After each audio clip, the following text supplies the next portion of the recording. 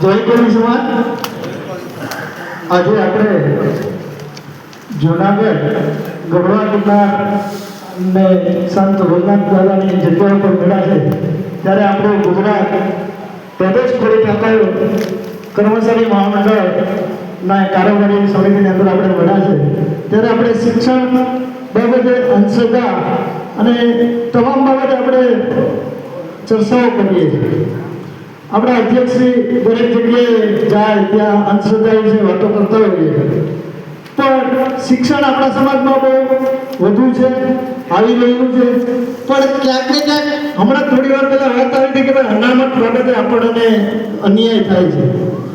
આ અનામત બાબતે ઓબીસીની અનામત 27% છે, એમાં આપણને ખૂબ અન્યાય થાય છે। આપણા ભાગની 27%ની અનામતમાંથી 22 થી 24% અનામત અન્ય સમાજ લઈ જાય છે આપણે 27%માંથી, કે જેઓ અતિ પછાત નથી, આપણો સમાજ અતિ પછાત છે, તો આપણી 27%ની અનામત કોઈને કોઈ રીતે આપણે લઈ જઈએ। તો આ બાબતે અનામત ઓબીસી અનામત વર્ગીકરણ બાબતે હું લગભગ 2022-23 થી લેખિત રજૂઆતો કરતો હોઉં છું। અમે ગીર સોમનાથની અંદર કોડીનારની અંદર આવેદન આપ્યું છે, ઉત્તર ગુજરાતની અંદર ખૂબ સરસ મજાના આવેદનો અપાય છે।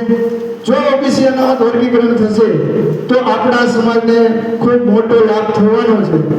એનો સીધો દાખલો છે કે હમણાં તમામ ભરતીઓના જે મેરિટ આવે છે એમાં આપણે જોઈએ છે કે ઓબીસીનું મેરિટ ક્યાંય ને ક્યાંય ઊંચું હોય છે, ઓપન કેટેગરી કરતાં પણ ઓબીસીનું મેરિટ બધામાં ઊંચું હોય છે।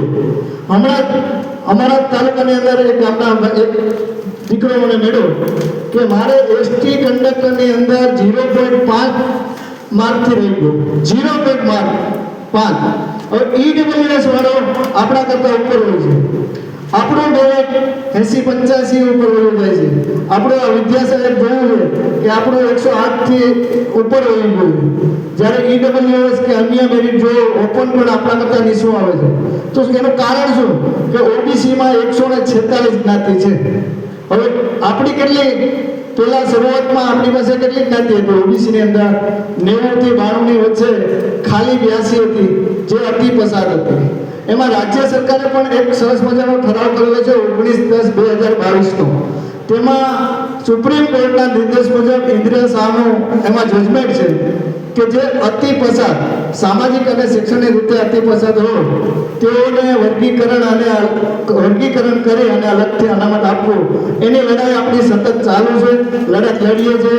બીજી વાત કે 54%, હવે 54%ની આપણી કોઈ વિરોધ નથી, એની પણ માગણી આપણી ચાલુ છે, પણ 54% છે એ કેન્દ્ર સરકાર આપે છે, રાજ્ય સરકારને અધિકાર નથી, કારણ કે 54% અનામત વધારવી એ કેન્દ્ર સરકારનો અભિપ્રાય છે। રાજ્ય સરકાર છે વર્ગીકરણ કરી શકે છે, અન્ય ભારત દેશના 12 રાજ્યોની અંદર ઓબીસીનું વર્ગીકરણ થયેલું છે, તો ગુજરાતમાં કેમ નહીં? એના માટે આપણે સતત લડત લડી રહ્યા છીએ। હમણાં જ કોઈ વાત કરી કે ભાઈ આપણે રોસ્ટર પદ્ધતિ, તો એ રોસ્ટર પદ્ધતિ લાગે તો આપણે વાંધો નથી, પણ વર્ગીકરણ થાય અને રોસ્ટર પદ્ધતિ થાય તો જ આપણને લાભ મળતો થશે, કારણ કે 100 યુવાનોની ભરતી હોય એમાં 27% લેખે આપણા 27 આપણા ઉભા હોય, જો કોળી ઠાકોર છે અન્ય પછાત હોય તો એમાંથી 27 જણા આપણા આવે, પણ અત્યારે આપણને લાભ મળતો નથી, ઓબીસીનો લાભ જ નથી મળતો એમ કહો તો ચાલે। આપણા ભાગમાં 4% અનામત આવે છે ઓબીસીની, તો ઓબીસીની અનામત માટે દરેક જિલ્લાની અંદર, દરેક તાલુકાની અંદર હું એમ નથી કહેતો કર્મચારી જોડાઈ શકે, કારણ કે કર્મચારી ન જોડાઈ શકે, હું એક કોઓપરેટિવ સંસ્થાનો કર્મચારી છું એટલે હું જોડાઉં છું। હું અમારે કોડીનારની અંદર અખિલ ભારતીય કોડીનાર તાલુકા કેડિયા કોળી સમાજનો ટ્રસ્ટ છે, એની અંદર હું પ્રમુખ છું। અમારો એક ક્લાસી ચલાવીએ છીએ, બીજું અમે એક કોડીનારની અંદર શૈક્ષણિક ભવન પણ અમારા કોડીનાર તાલુકા કોળી સમાજ દ્વારા બનાવવામાં આવે છે, તેની પણ તૈયારી કરીએ છીએ। પણ સાથે સાથે આ ઓબીસી અનામતનો લાભ આપણને ખરેખર મળતો નથી, એ દરેક તાલુકાની અંદર આપણે જાગૃત કરવું પડશે અને વર્ગીકરણને તાત્કાલિક કરાવશું।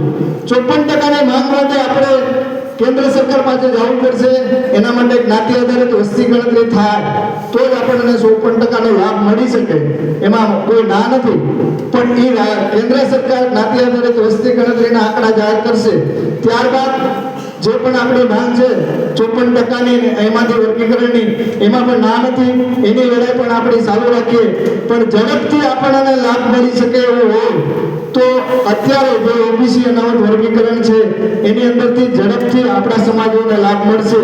એના માટે દરેક તાલુકાની અંદર જાણકારી આપજો, ક્યાં જરૂર પડે ત્યાં મને કહેજો. હું તાલુકામાં અથવા જિલ્લા લેવલે ક્યાંય મીટિંગ કરું તો ત્યાં પણ મને કહેજો, હું રૂબરૂ આવીશ, મને કોઈ વાંધો નથી. સાહેબ પણ આવશે, સાહેબ પણ આપણા અધ્યક્ષ પણ આવશે સાથે. તો આ ઓબીસી વર્ગીકરણ અત્યારે ખાસ જરૂર છે. શિક્ષણ આપણા સમાજમાં કોઈ એમ કહેતું હોય કે નથી તો એ ખોટી વાત છે, કારણ કે એક તાલુકાની અંદર કે ગામડા લેવલે આપણા વિદ્યાર્થીઓના સન્માન સમારોહ થાય છે, એ નાનો તાલુકો હોય ને તો 250-300 વિદ્યાર્થીઓ હાયર એજ્યુકેશન ઉપરના વિદ્યાર્થીઓ હોય છે. તો શિક્ષણ નથી એવું તો કોઈ કહી જ ના શકે. હવે આપણને 2 માર્ક કે મેરિટની અંદર 2 કે 3 માર્કથી રહી જતા હોય તો આપણને અન્યાય થાય છે, તો આનું દેખાય જ છે. તો દરેક ભરતીઓની અંદર આપણને ખૂબ મોટો અન્યાય થાય છે, 27% પૂરેપૂરો લાભ મળતો નથી. એના માટે થઈને તમામ કર્મચારીઓ જોડાઈ ન શકે, હું માનું છું, પણ અંદરથી પણ મદદ કરો એવી વિનંતી સાથે વિરમું છું. જય કોળી સમાજ, જય ઠાકોર સમાજ.